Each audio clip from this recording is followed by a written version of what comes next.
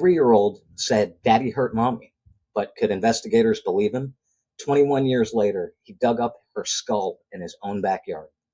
Tonight, we're in Jacksonville, Florida, a place where a young mother quietly planned her escape from a dangerous marriage, a husband who insisted that she simply walked away, and a little boy that carried the truth no one wanted to hear. For more than 2 decades, Bonnie Haim was officially missing. No body and no charges. There was just a car parked at the airport, a purse tossed into a dumpster, and a child's voice fading into the background. Until the day came, that same child came back to his childhood home, picked up a sledgehammer, and uncovered the evidence that would finally expose what really happened. This is the Bonnie Haim case, Bones in the Backyard. I'm Tim, and this is True Crime Unchained.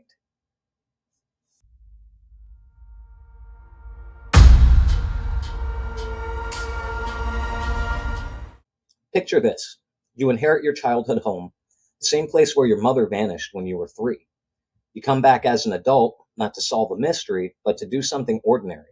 You want to renovate. December 2014, Jacksonville, Florida. Aaron Fraser is in his backyard staring at an ugly concrete slab. It's cracked, it looks out of place, and it's just begging him to be torn out. So he picks up a shovel and a sledgehammer, and he starts breaking the slab apart. Concrete's flying all over the place. Once he gets through the concrete, he expects to see nothing more than dirt, rocks, and roots. Instead, he sees something pale in the soil. It's rounded and smooth, and it just looked wrong. He leans in closer, and there are teeth. That rock in the ground is part of a human skull. In that instant, the man with the shovel and the 3-year-old boy who once said, "Daddy hurt mommy," became the same person again.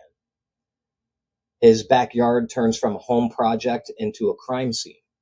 The police are called, the crime scene tape goes up, the ground under that slab is excavated carefully, inch by inch. A skeleton emerges from the earth. It's decomposed and silent, but it's still telling a story. Tests will soon confirm what Aaron has always feared. Those are the remains of his mother, Bonnie Haim. For over 20 years, Bonnie was missing. All along, she was buried in the backyard of the family home. And, now that she's been found, the question shifts from where is Bonnie to who put her there. To answer that, we have to go back to the beginning, to the young woman behind the name Bonnie Haim.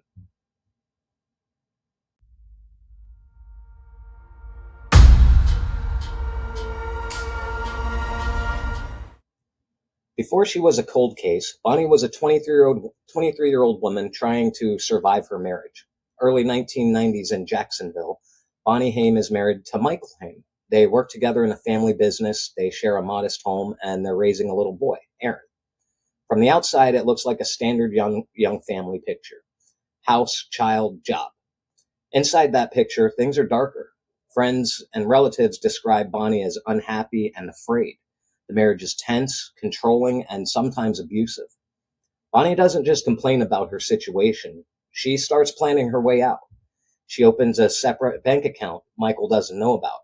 Every dollar she moves into it is a secret, a small step towards her independence. So she quietly saves money, enough to make leaving possible, and not just leaving be a fantasy. She arranges for an apartment of her own, a place that her and Eric can go away from Michael. If you've ever looked into domestic violence dynamics, you know this. The moment someone decides to leave can be the most dangerous point in the relationship. Bonnie is standing right on that edge. She's a young mother with a 3-year-old son. She doesn't want him raised in fear, so she plans. She's very methodical, and she's quiet about it, and she's extremely cautious because she doesn't know what Michael is capable of.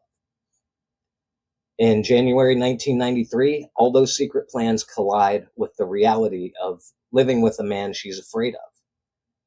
The night everything breaks is coming, and when it does, Bonnie doesn't step into a plane or into a new apartment. She just disappears.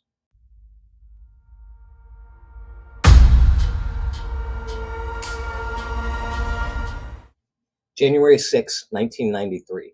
Inside the Haim home, things boil over. Bonnie and Michael argue. That's not unusual, but this time, Bonnie has already made up her mind. She's leaving. She's told people she doesn't feel safe. She's made concrete plans to move out with Aaron. Michael will later say that after the argument, Bonnie walked out. According to him, she got into her car, drove away, and just never came back. But the next morning, that story really starts to unravel. Bonnie doesn't show up for work. She doesn't call her family, and most surprisingly, she doesn't check on Aaron. For someone who's been carefully planning her escape, vanishing without a word, especially without her son, just doesn't fit. Then there's a discovery at Jacksonville International Airport. Bonnie's car is found there. On the surface, it supports Michael's version. She went to the airport, maybe she took a flight. But of course, investigators quickly start to see problems with this theory that Michael is feeding them. There's no evidence that Bonnie bought a ticket. There's no record she boarded any flight. And there's no sign she went through the normal steps of traveling. Inside the car, there's another clue. The driver's seat is pushed farther back than Bonnie would use when she's driving. People who know her driving habits say this isn't how far back her seat would be. It fits someone taller, someone like Michael. Then they spot a size 10 tennis shoe print on the driver's side floorboard. That print matches Michael's shoes. Now the car looks less like Bonnie left town and more like somebody staged the scene. Not long after, a hotel maintenance worker finds a purse thrown into a dumpster. Inside, Bonnie's ID and personal belongings. Her car at the airport, a purse in the trash. It's as if someone wanted the story to read, she ran, but couldn't quite erase their own presence from the scene. And back at home, Michael still hasn't reported Bonnie missing. He claims he's been looking for her, but he doesn't make an urgent call like you'd expect. There's no midnight report. There's no panic dialing the police to say my wife is gone. So investigators are left with a staged-looking car, a discarded purse, a seat set for someone taller, and a shoe print pointing straight at Bonnie's husband. What they don't have is the one thing that could turn suspicion into charges in 1993, her body. And then they talk to the one person who may have seen more than anyone realizes, the 3-year-old child in that house that night.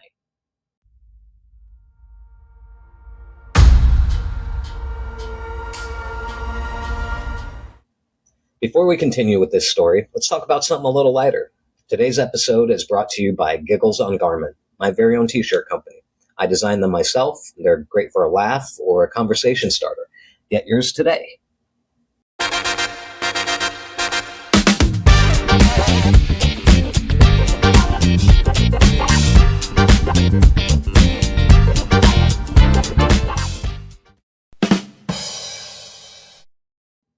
When police and child protection workers look at the Haim home, their attention settles on Aaron.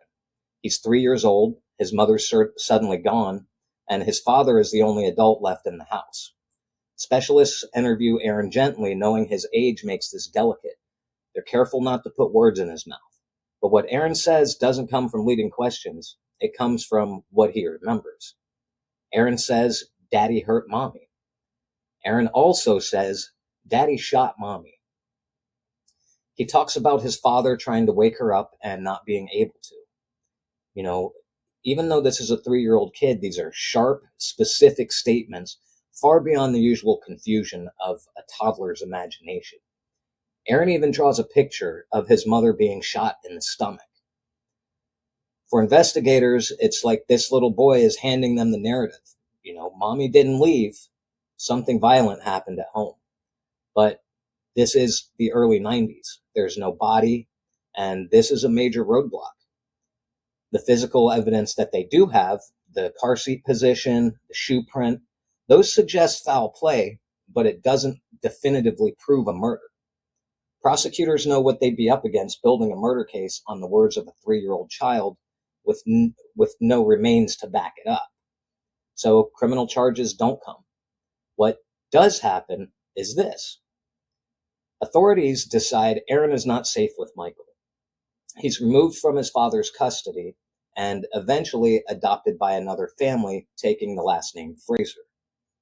Aaron grows up with a new last name, new surroundings, and still these old memories. He sleeps with a brick under his pillow because he's convinced someone might come for him in the night. That's the kind of fear that, it doesn't just vanish with time. And meanwhile, Bonnie is officially still being labeled as missing. No one's found her, and no one can prove what happened. The one person who may have witnessed the truth has been listened to, but not fully believed. And during this time, of course, years pass. The criminal case goes cold, but Bonnie's family refuses to let her story end there. And that leads to a very different kind of courtroom.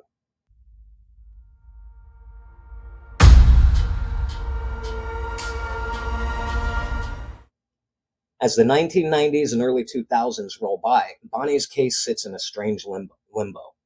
Her loved ones don't stop pushing. They want accountability, even if the criminal system won't move. Eventually, they bring the fight to civil court with the wrongful death lawsuit. In civil court, the standard is lower. It's not beyond a reasonable doubt. It's more likely than not. The judge examines all the pieces, Bonnie's clear plans to leave the marriage, the separate bank account, the new apartment, the car at the airport with the seat pushed back farther than she'd sit, and the size 10 shoe print that matches Michael. Then there's also Michael's full failure to report his wife missing. The story of a husband who says she just walked away in the shadow of a child who once said, "Daddy hurt mommy." In that civil setting, it's enough. The judge finds Michael Haim responsible for Bonnie's death. A multi-million-dollar judgment is awarded to Aaron. Wrapped up in that legal fallout is the Northside house, the same property where Bonnie lived and the house from which she disappeared. Ownership of that home passes to Aaron. So think about what that means exactly. The boy who lost his mother and was taken away from his father now owns the house where it all happened. A civil court has said, "We believe your father is responsible," but the criminal system still hasn't put him on trial. Aaron eventually returns to that property as an adult. He's not thinking like a detective. He's really just thinking like a normal homeowner. He wants to fix the backyard, tear out the bad concrete, and make this place his. He has no idea that the answers his family has been chasing for decades are sitting just beneath that slab, and that his next home improvement project is about to turn into the final piece of evidence in his mother's murder case.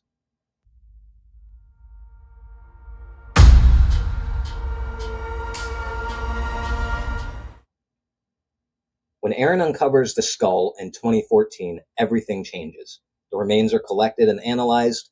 DNA testing confirms what his gut has known for years. The skeleton is Bonnie Haim. The medical examiner rules her death a homicide by unspecified means. Time has erased the precise cause. There isn't enough left to say definitively whether it was a gunshot or something else, but the conclusion is clear. Bonnie was killed and buried.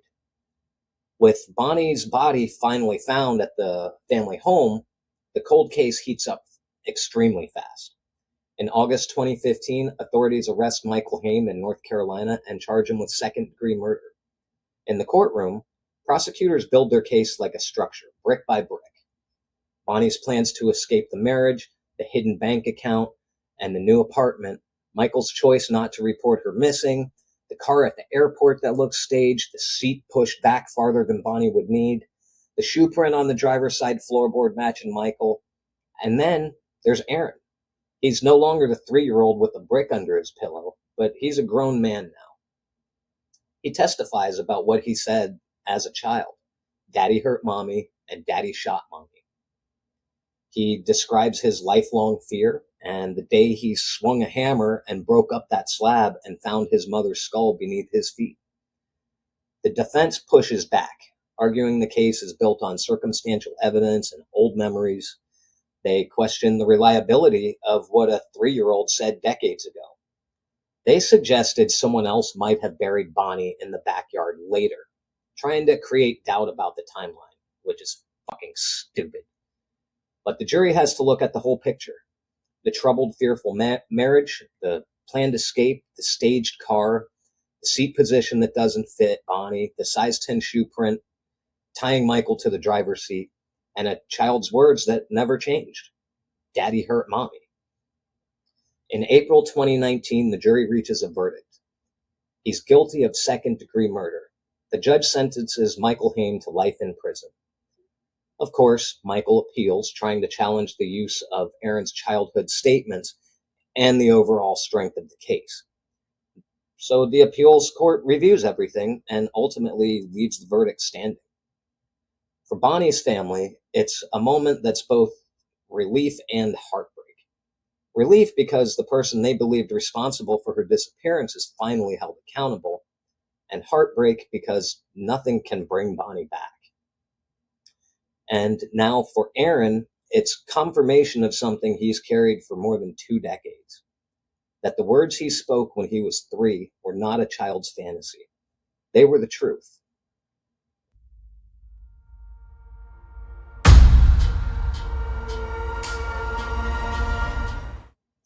Well, guys, that's all I have on the story of Bonnie Haim, a young mother who tried to leave and never got the chance, and a little boy whose warning was way too easy to dismiss until it came with bones and concrete. For years, official records said Bonnie was missing. A civil court said Michael was responsible, and somewhere under a backyard slab, the truth waited. When Aaron Fraser lifted that concrete and saw teeth in the dirt, he didn't just uncover a body. He uncovered proof that his 3-year-old self had been right along. Daddy did hurt mommy. If there's one thing this case teaches us, it's that when someone says they're afraid of the person closest to them, or when a child tells you something that sounds too dark to be true, you listen. I'm Tim, and this has been True Crime Unchained, filming from Southwest Florida. Stay safe, stay curious, and join me next time as we unchain another story buried in the dark. Peace.